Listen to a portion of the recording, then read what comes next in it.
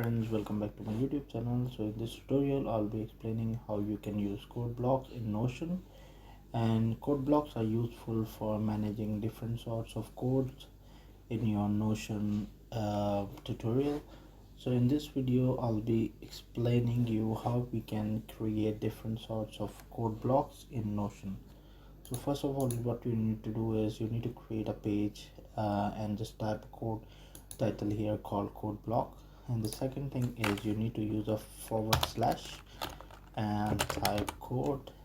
By typing code you can basically see there's a there's a box where you can actually paste your code.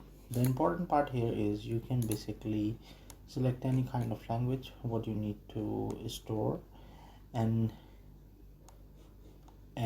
let's suppose I'm working with SQL and I want to have some SQL scripts stored in this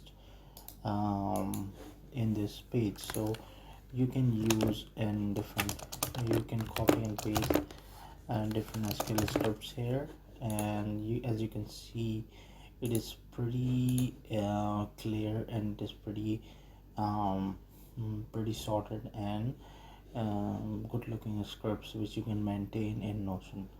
And the other thing is you can use different coding blocks. Let's suppose now you want to store a C# script instead of Notion, so you can go here, search the language called C#, and you can paste your code here, or you can write print whatever.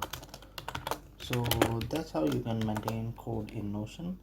And thank you for watching this video.